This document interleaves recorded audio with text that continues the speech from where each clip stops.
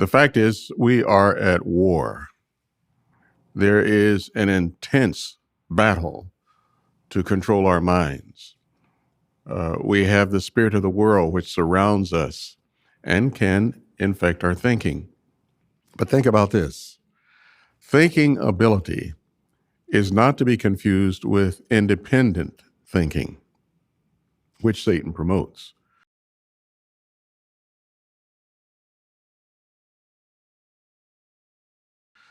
One indication of independent thinking is to question the counsel that we receive from the visible part of Jehovah's organization through the faithful slave.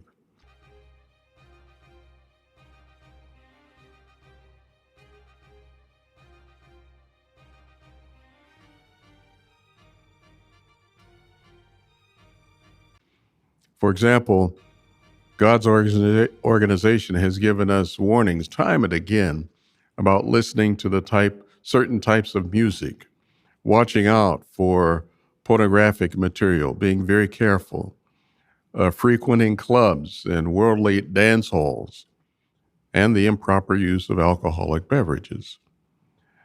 And there are other matters too. But unfortunately, there is independent thinking that at times comes from our very fellow worshipers. For example, have you ever heard someone say, "You're still just a housewife. Times have changed. Why don't you go get a job?" Or the expression, "Pioneering is not for everyone. You need more training and education if you're going to make it in today's world. Let them tap your talents and skills." I feel the best way to help my disfellowship relative is to stay in touch with him.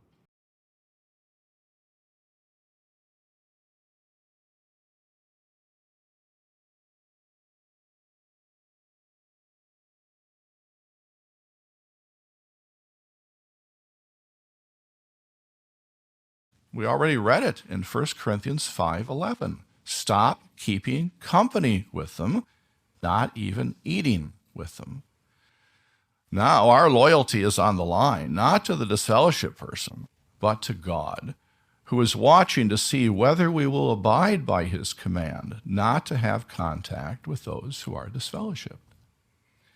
Some of Jehovah's people may think this is too drastic, and that their keeping in contact with the disfellowshipped friend or relative is a kindness. But they could not be more wrong about that. You see, it may salve their own feelings, but they would be doing the worst possible thing for the disfellowshipped person. In large, most respond favorably to Jehovah's way of thinking. That's why we're part of a beautiful organization that is at peace with itself and knows how to navigate the problems of the world.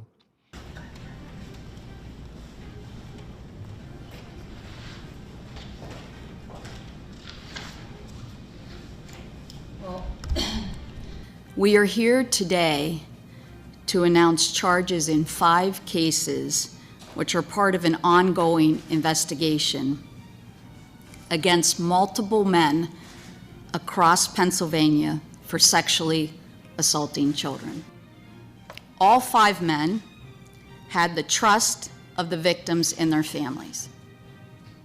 And all 5 men were members of the Jehovah's Witness congregation, and many of them gained access to their victims through this organization. That's why we're part of a beautiful organization